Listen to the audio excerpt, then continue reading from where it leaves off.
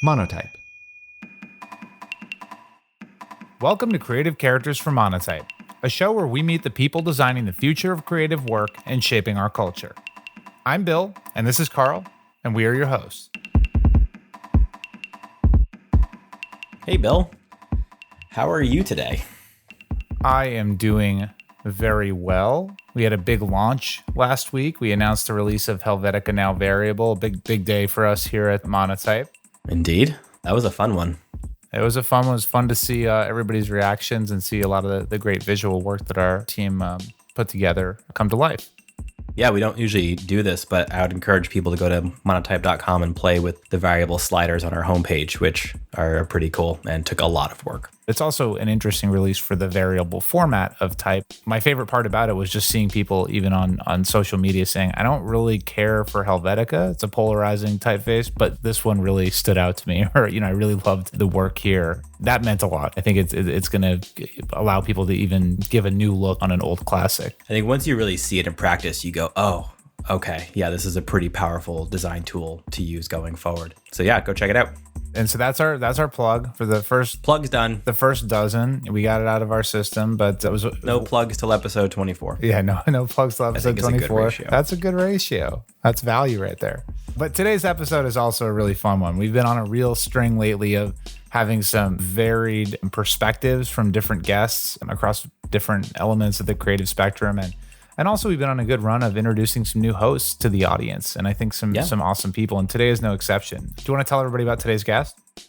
Yeah, this week's guest is Lauren Hom. She's a lettering artist and the owner of her own studio, Hom, Sweet Hom, H-O-M. And Lauren got her start in Brooklyn doing chalk art and progressed to different mediums and really built a nice career for herself doing this kind of work and quite a reputation too. However, we caught her at a pretty interesting time in that career because she is about to embark on a culinary journey. This is also one of my favorite topics because it feels like the more successful someone gets and the more known they get within a specific discipline, it becomes harder and harder to pursue other things that might fill you up. And so I really admire that someone like Lauren is pursuing a passion that is a little different than, what their kind of core career has been to this point. Yeah, I mean, this is a great episode for anyone who, is doing something they love but feels the pull of something else. Lauren's the perfect example of someone who's really worked hard to make a name for herself,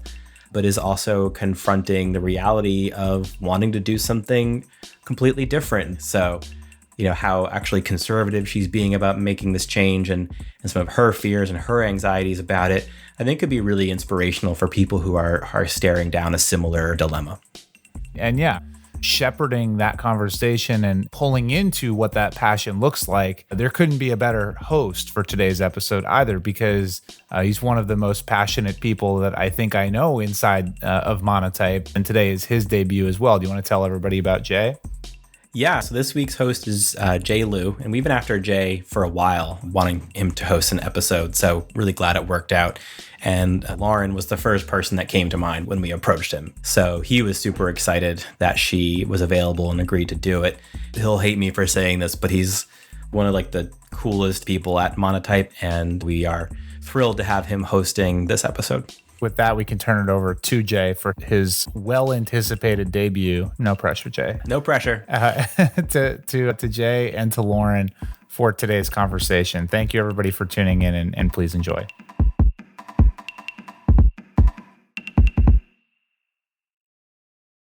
Hey, Lauren. Welcome to the podcast. Thanks for having me. Nice to be here. This is exciting. I'm glad that you're able to join. I've been a fan of your work for some time. And of course, my first uncovering was from your daily dishonesty. Is actually how I found some of your work and found it interesting. Tell us a little bit about yourself, your background, and how you got into lettering and so on and so forth. I am a hand lettering artist, designer, muralist now, but before all of that, I got my start with a Tumblr blog called Daily Dishonesty. I was lettering the little white lies that me and my college roommates would tell ourselves, things like, I'll be there in 5 minutes, or, I'm almost ready. And it was a really simple idea. I did it to make my friends laugh. I had dabbled with hand lettering in college. I was actually an advertising major, and design and type were just one class I let myself take per semester outside of my ad curriculum. And lo and behold, when I started this Tumblr blog of these little white lies, it caught a good wave of internet and started circulating my work around design blogs and started getting freelance work. And that really set the stage for me doing lettering full time. Eventually, kind of like my two paths converged and I went into advertising and doing freelance lettering on the side, and I hit a crossroads. I kind of figured I would hit a fork in the road 5-10 years down the line, but it happened much more quickly. And so I jumped out of my ad job and ended up going into freelance lettering in 2014. And since then, I've been doing just a little bit more each year, kind of expanding my style. I do some chalk lettering, I do mural work now, and in the future, I'm going to culinary school in 2023, so in 2 years. Wow, that's super exciting. Yeah, and then with the lettering and the opportunity that led you to Skillshare, right, where you were able to start to create your own curriculum and start teaching. I was wondering if you could speak a little bit about going into teaching, creating a curriculum, and how that kind of felt for you. Yeah, there's so much in my career that was luck, happenstance, but also, what is that quote? Luck is when opportunity meets preparedness, I suppose. And so Yep. the Skillshare class that I taught was a chalkboard lettering class in 2015. And the way I got into that was I was doing this project called Will Letter for Lunch, where I was going around passing out flyers to restaurants and like food stalls, basically offering, hey, I'll do your chalkboard A-frame with your daily special in exchange for the actual food from the daily special, as a way to market my work as a chalk lettering artist, because I wanted to expand out of digital lettering, and also just to have a fun project to work on.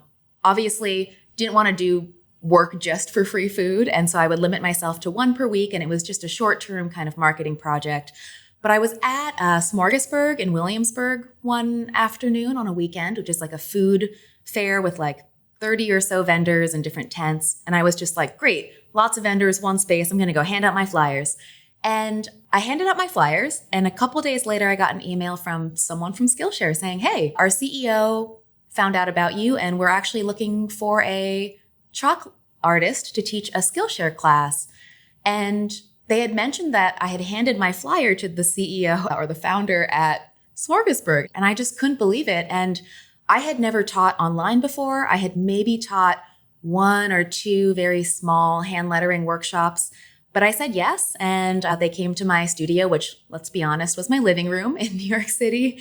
And they came and shot a chalk lettering class, and they produced it, and it went online. And I was blown away by the response from people, and that people actually wanted to learn from me. And it was very validating. And it set me down this path of online education, sharing more of what I know, because I got such a great feeling from it. And I've been doing that ever since. That's cool. And I know that led from, the Letters for Lunch, which is now manifested into a bunch of other things that you had worked on. I think it was, if I remember correctly, it was like a while back, you had started with the flower crowns, and how you took lettering and kind of now moved into foods. Yeah. So I just realized that there's kind of this through line in all these stories I've been telling of daily dishonesty happened kind of on accident. I made something because I had an interest in a skill, which was lettering. And that started my lettering career. And with Will Letter for Lunch, that springboarded me into, chalk lettering, but then teaching. And so I've always just been kind of like a whatever comes next, like saying yes to new opportunities. With flower crowns, it was a similar situation where I created these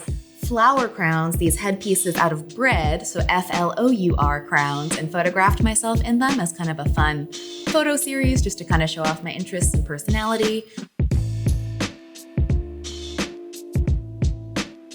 But I had a conversation with my literary agent who had helped me sell my Daily Dishonesty book, and I pitched her a couple book ideas. They were all food themed and like recipe themed, and she wrote me a really nice email back, and I'm so glad for this honesty. She was like, hey, these are cool ideas. However, I don't think I can sell them for you because you don't have an audience who knows you for food. And nowadays, what editors are looking for to buy books are, does this person have a built-in following for this already? So knowing that, I was like, okay, no food audience, no problem. I've built an audience for lettering before. I did it with chalk lettering.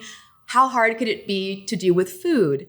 And this was a little bit different because I didn't want to pivot completely to food. I just wanted to kind of put out feelers and start to let people know that, hey, I'm interested in food. Here I am, and just slowly start to build that audience. When it comes to creative work, I think actions speak louder than words. And when you want to attract a certain type of work or let clients know what you're interested in, I think making a project about it or some personal work about it is the best way to do that because it shows rather than tells. So did you see how that journey transitioned? Like, did you know at some point that your lettering would at some point lead you to food? You know, I didn't know that. And in hindsight, I can see all the little seeds that I had planted over the last 10 years to eventually go into food.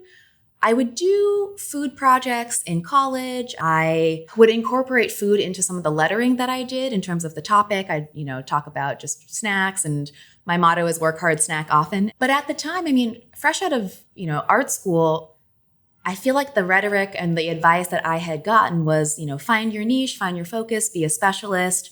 And at the time, lettering was that for me, and I was super content with it.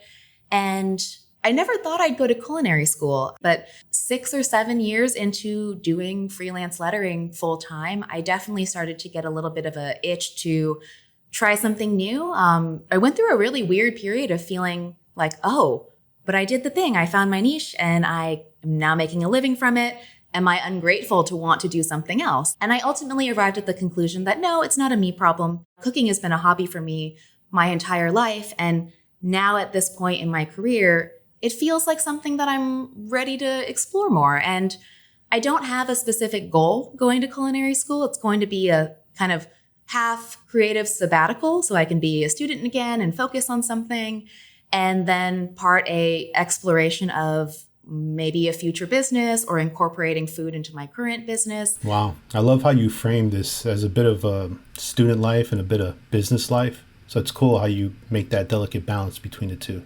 I'm excited to talk about it because I wish I had heard people talk about this more often when I was younger, because I don't know about you, but my parents' generation seemed to be like, pick a career, doesn't matter if you like it or not, stick with it your entire life. And there is something admirable about just seeing something through your entire life. Maybe it's me or the culture I grew up in or the internet, but I like to do a lot of different things. So I've been very much a one thing at a time kind of gal, like iterating on what I've been doing before. And now it looks like it's leading to food. It's funny that you mentioned that because I'm a product of immigrant parents myself. So it's like, go to school, get a job, make money, and that's it. And anything that was a hobby was just that, a hobby, right? And just following your artwork, following the stuff that you've done, it almost seems like you've taken your hobbies, and being that I'm from New York, I'm going to treat a hobby as more like a side hustle. You work that side hustle until that side hustle became your main hustle. And how you're able to transition from taking something like lettering and freelancing and moving it from doing something that's your passion and making a career about it, and not necessarily knowing the plan ahead of time, but that fear of just keep doing your work.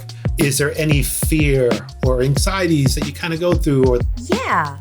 From the outside looking in, I always have people emailing me and messaging me saying like, oh, like I love like how you just take such bold risks in your career and you're fearless. And that honestly couldn't be further from the truth. Like I was raised by very pragmatic Asian parents. Come on. I was terrified to tell my parents that I was going to leave my full-time job to go pursue freelance because no one in my family is an entrepreneur or freelancer. So there's just no point of reference really. And so for me, the way I thought about leaving advertising was, I was 23. It was my first job and I was pretty unhappy. And I just had to look around and see what people 5-10 years ahead of me were doing there. And it just didn't feel like the right fit for me personally. I would have loved to study fine art, I think, but advertising seemed like this perfect mix between getting to be creative and also like a solid corporate like job that was tied to marketing. So it was the perfect mix of practical and creative for me. But when I was actually in it, I was like, I don't know. So I just kind of waited out and I was like, well, I'm 23. If I quit now and like try to do this lettering thing, what's the worst that can happen? And I actually scenarioed out all the different like safety nets I would have to fall through in order for it to like be the worst case scenario. If I try to do lettering, take a chance on myself, it doesn't work out, I burn through more of my savings than I'm comfortable with. I get more roommates, I move back in with my parents, all these different filters. And I thought to myself, oh, it's actually not that bad. Like, I still have my degree, I still have my portfolio, I could always go back to the industry. And so that same mentality I've kind of applied to this pivot as well. I remember calling my dad and telling him that I was going to go to culinary school, and he was really supportive. And then a week later, he called me with a laundry list of reasons why it might not be a good idea.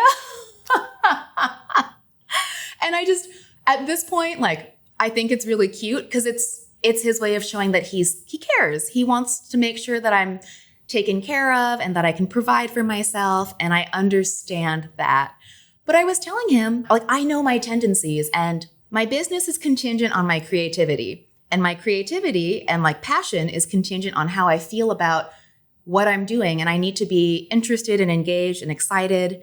And so I told him, I'm playing the long game. Like, I want to stay in love with the work that I'm doing. And if this means needing to go try something else for a while, so be it. I'm not completely like pressing pause on my current business. I do have multiple streams of income going on at this point where I actually feel very comfortable being able to support myself in different ways while being able to pursue this new creative endeavor. I am scared that maybe it won't go well, or maybe it will be kind of hard to come back, or I have no idea. So I'm giving myself, a 2-year runway to emotionally, mentally, and financially prepare to take this 12-month kind of creative sabbatical.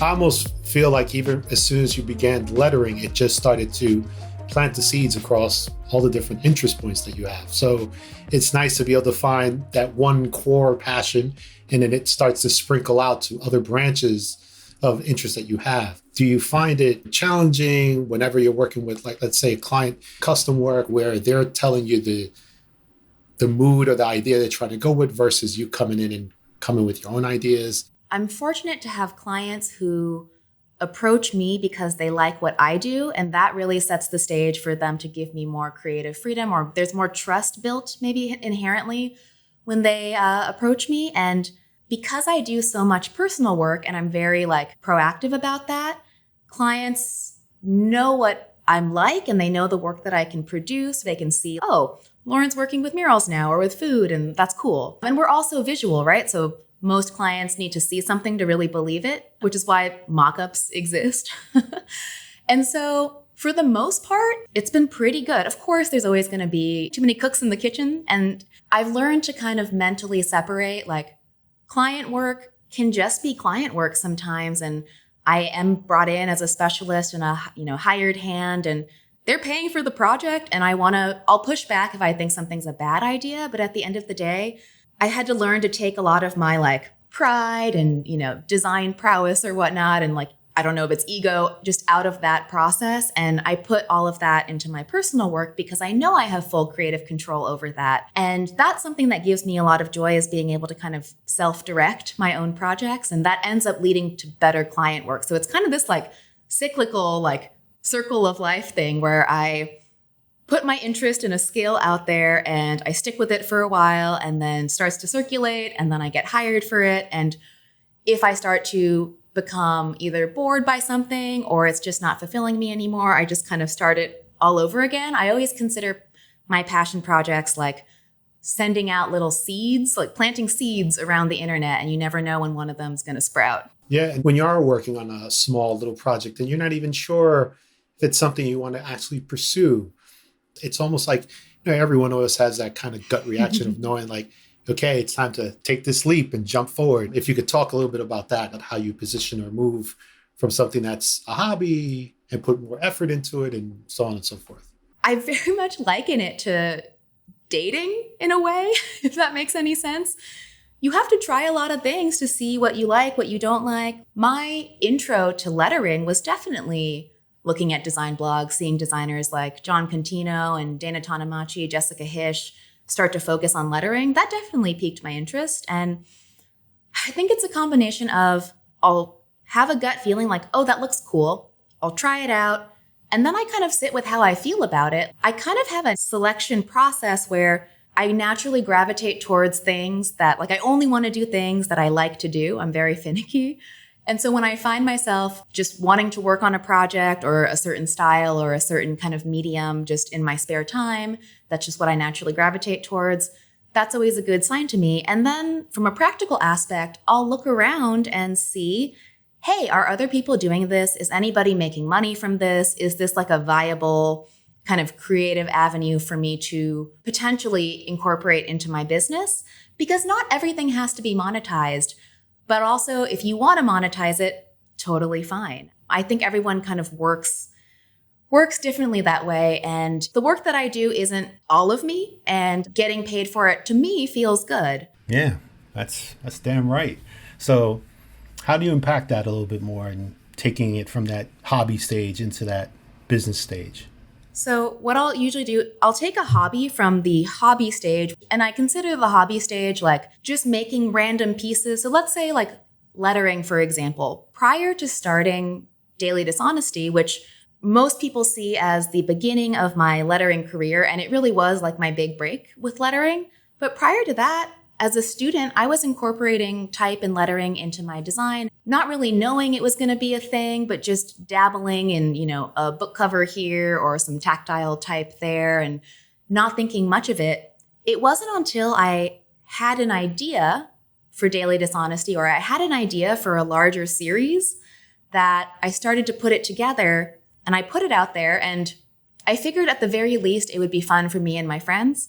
But when it started to get positive feedback from other people, it was getting reblogged and shared on design blogs, it kind of validated that for me. And of course, external validation isn't everything, but from a business perspective, it surely counts for something. And I just felt encouraged to keep going down that path. And I think I take that same approach with any other creative skill. Like, okay, I see that people are doing food styling, lots of different ways to be creative with food. And I think that kind of sparked something in me to think, maybe this could be a viable career path.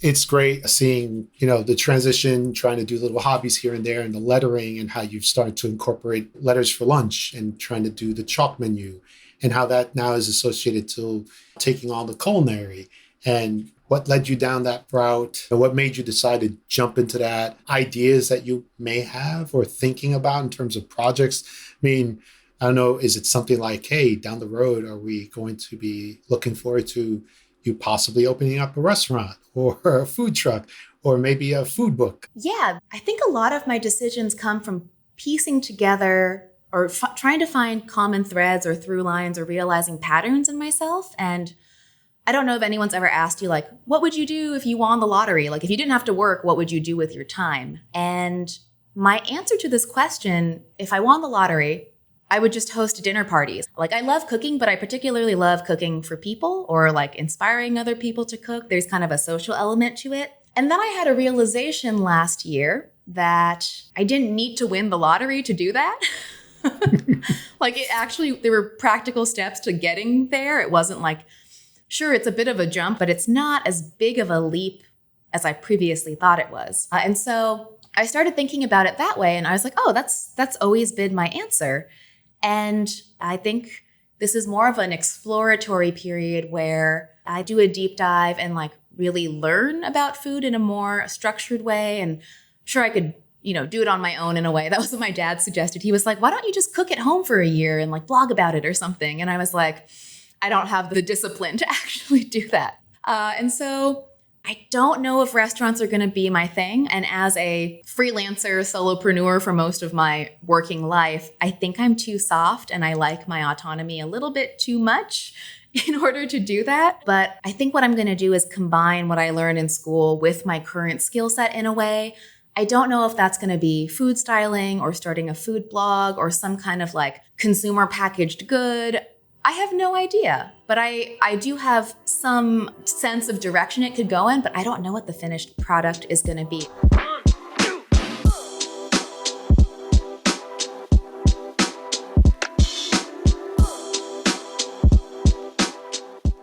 Jessica Hish said something at a talk of hers I attended 5 years ago. She has a similar approach to her career and work with passion projects where she calls it Tarzaning, where you're you're swinging on the rope that you're swinging on, and you just grab on to the next closest one, and you just keep doing that over and over again and seeing where it leads you. Oftentimes we feel disappointed because things don't turn out the way we wanted them to, or we set our expectations in a very specific outcome. I actually take comfort in the fact that I am a little bit more fluid and open to seeing where things go. That's so true.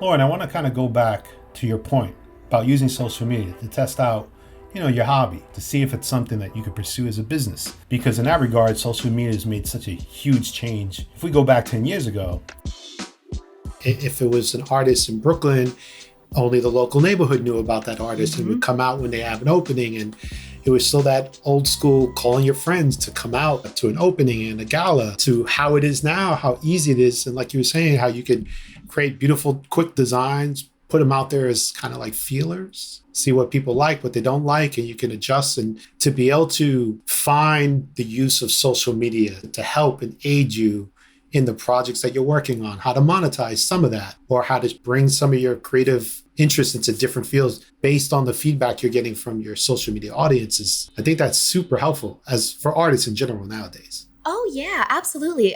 We have the ability to put stuff out there now and get somewhat instant feedback. And when I say instant, for anyone listening, it's not like, you check your analytics right away on one post and that's what you make your decisions off of. The reason I do passion projects with multiple pieces over longer spans of time is so I can get more accurate data, I suppose, where it's like, okay, if I do 10 pieces, let's see how that does over the course of a couple months. I can then kind of recalibrate.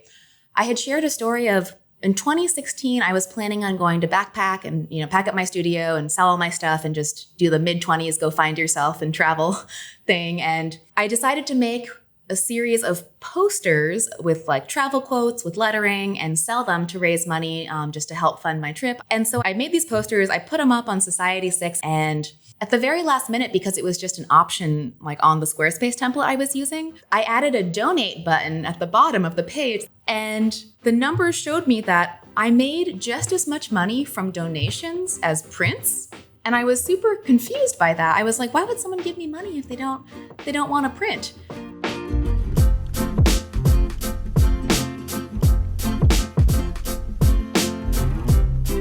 I was just interested in if you could speak a little bit about your teaching, how that experience has been for you thus far. Yeah, it's something I never expected to do. So Daily Dishonesty, because it circulated around the internet so much, I was still in college. Right before I graduated in spring of 2013, I got an email from somebody hosting a design conference in Montreal, inviting me to speak. And here I am sitting in my school's computer lab, thinking, who? Me? Seriously? Like, who wants to hear from me? But I said yes. And I think that if you really don't want to do it, don't do it if it doesn't feel aligned. But if you're curious about something and you've never done it and someone's offering you the opportunity, my general inclination is to say, yeah, why not? And so I said yes to speaking at that conference, and it just led to another conference and another. So I was getting comfortable speaking in front of people, sharing my story, not necessarily teaching, but just talking in front of people. And then the Skillshare thing happened. I was doing more conferences too. And then it just kind of converged into this, oh, okay, these skills are both feeding into each other, even though I didn't intend for them to, or it wasn't something I was thinking about. And when I was traveling in 2016 and 17, I met a woman who she does like online marketing and business and coaching. And she came up to me one day and she was like, hey, I just saw that you have like a pretty big Instagram audience. This was 2016. I had maybe 30,000 followers at the time. And she said, have you ever thought about doing your own courses? I think you could do really well. And I told her, oh, well, I have a Skillshare class and I do client work. And so I don't really see why I would need to do anything else. Like, things are going pretty well. And she said, I think you're leaving a lot of money on the table, but yeah, it's totally fine. Do whatever you want. And eventually I kind of came around to it and I was like, well, why not try to make it on my own or make courses on my own? Because I had taken the same approach with my passion projects. I loved having full creative autonomy and control over the final product and putting it out there in the world. And the producers at Skillshare are wonderful. And I actually learned a lot from just that experience of filming with them. So I felt pretty confident I could do it. And I ended up doing my own online class. And I was just, again, blown away by the response. I was like, oh, wait, people really want to learn this? They'll sign up for my class, not just a Skillshare class. Like I kind of felt like I needed Skillshare to co-sign my credibility, I think, early on. And you know what? In a way, that's not a bad thing. When you're starting out, it's like trying to build your client list and trying to win design awards. And while those aren't the only thing that matters, it can help to expedite a little bit of your career because it does have that instant credibility where it's a language that everybody speaks and like understands really quickly. And so, yeah, I started doing my own courses, started teaching, really love interacting with students and teaching about more niche skills. What's one of your favorite classes that you like to teach? So I teach a passion project class, and I really love teaching people how to come up with their own. Like it's the thing I feel most passionate about and knowledgeable on. Like I do teach a lettering class and a mural class too, and those are very much skills-based classes, and I love doing that. But my core is in ideas, maybe because I have an advertising background. I have no idea, but I really like coming up with ideas. And the way I always see it is I got into advertising to come up with creative ideas for brands and for campaigns that were selling, other companies' products. And now the way I describe it is I help other artists and designers and creatives come up with campaigns for themselves. And that feels so much better to me. Just at the stage that I'm in, that I get to help people kind of market themselves, but in a way that doesn't feel like only cold emails or only posting on social media or only trying to network in the traditional ways. I think passion projects can be kind of like a invisible business card in a sense where people know you for something. You have something to talk about when you meet people at events or during interviews. It gives you just an instant thing to bring up and a way to talk about your work that doesn't feel like you're trying to talk about your work like in an unnatural way. And so, yeah, I've been teaching since 2017. And honestly, again, everything kind of coming together, being stepping stones. My online courses are something that will probably help get me through culinary school. And like, it's a part of my business now that can continue to earn money while I'm cooking in a kitchen, for 6 to 8 hours a day. Yeah, it's cool because at least from the perspective of a fan looking inwards and seeing it, it almost feels like you use type as your vehicle throughout all your projects. So just having lettering, type at its core being the main, I'd say a little bit of the fuel through all your passion products has been amazing how it brings you to the next chapter, onto the next chapter. Like, even if it leads to a cookbook, even if it's your recipes and then your lettering on that book, in my mind, that's what I'm already thinking. Fingers crossed. I took a workshop a couple weeks ago on how to write and pitch cookbooks. I don't think it's in the forefront of my desires, but I wanted to take it just so I knew what it took because I'm a big fan of, without overwhelming yourself, getting as much information as you can so you just know what to expect. But since I teach now, I want to make sure that I'm up to speed on different creative ways to get eyes on your work. In 2021, it's much different than 2012. The internet just moves so fast. And so my lettering skills and my design skills, they're not going to go away. Sure, I could get rusty if I didn't use them for a couple years, but I don't think it will be a couple years. I think that getting my brain to focus on something else, another passion, will allow those skills to rest and maybe even breathe and evolve and turn into something else in a way. I was just thinking about one of the analogies I used in the workshop I just taught was, those plates that are at, like paper plates that have the main section for the main dish and then the two little side dishes, like the little kind of peace sign shaped thing. It does help to have a main dish that you're making money from, a gig, and then you've got 2 slots for side gigs. You don't have 10 slots for side gigs, you've got 2. And I was just trying to tell people that you're going to have a lot of interest, but when it comes to what you might bring into your business, this is probably a much better answer to the question that you asked before. When it comes to what do I want to monetize or bring into the main dish category, you have to kind of sit with it and you have to taste it and try it and see if it's going to be a good fit.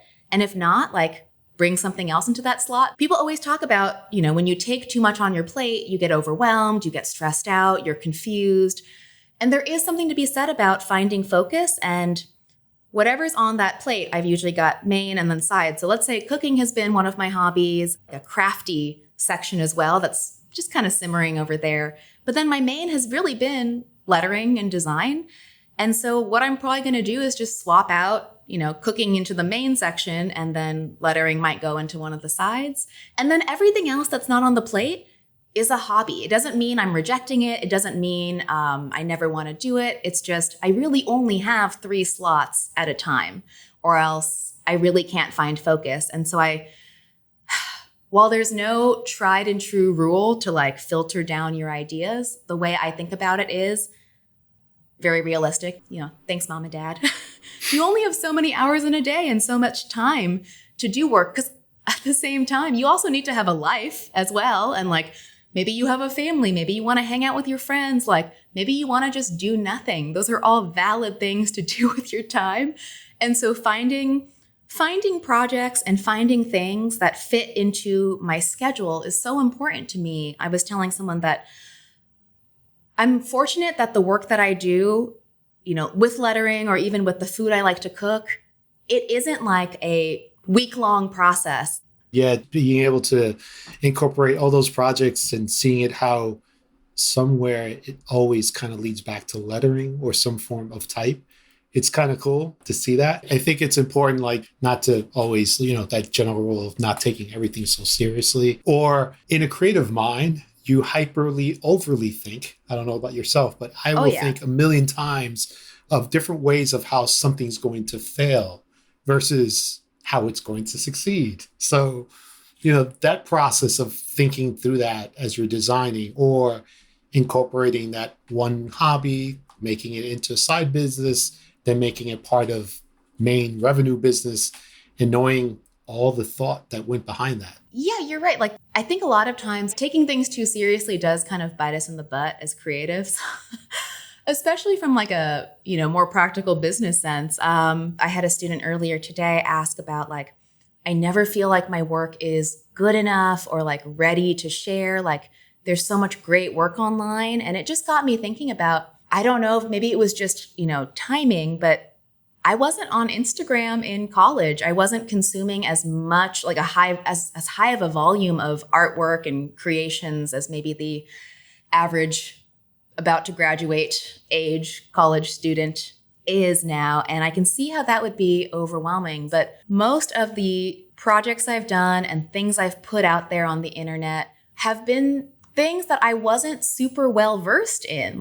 I did Daily Dishonesty and I didn't have a ton of lettering experience. I didn't have any in my portfolio. It was just hobby dabbling in school.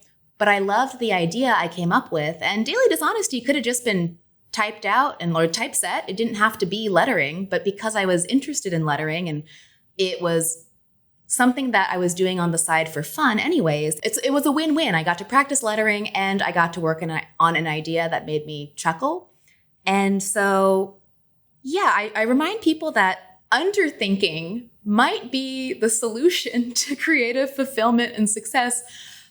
Of course, there are things we do need to think critically about, but when it comes to our creative work, most of my most successful projects were launched before I was experienced. I usually launch projects to gain experience in something. It's my friend Andy J. Pizza, Andy Miller is his real name. Andy J. Pizza is his creative name, I suppose. He does the Creative Pep Talk podcast. He references stand-up comedy.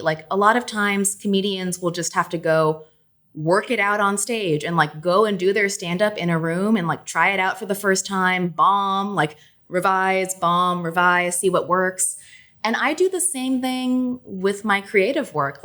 My passion projects are raw material that's going up there, and I see how people react to it because there's a very real relationship between the creator and the viewers or the consumers of that art. And yeah, there have been some projects I've done that have worked better than others, but I've learned so much every single time. And so I consider the kind of projects I do to be fun, personal explorations that are a combination of my interests and a combination of a skill that I want to try, or again, kind of workshop, like experiment out loud.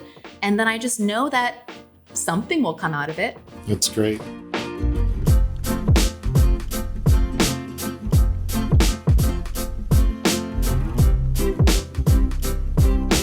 Well, thank you so much for your time, Lauren. Where can our listeners check out your work and get a hold of you? People can just find me anywhere online. Hom Sweet Hom. It's like home sweet home without the E's in home. I got really lucky with my last name. I'm half Chinese and half Japanese, and sometimes I think my mother's last name is Shimabukuro, which is very long and wouldn't have worked well for a short, quippy business name. So I'm glad I got the Chinese last name. Again, luck of the draw. But that's where you can find me online. And yeah.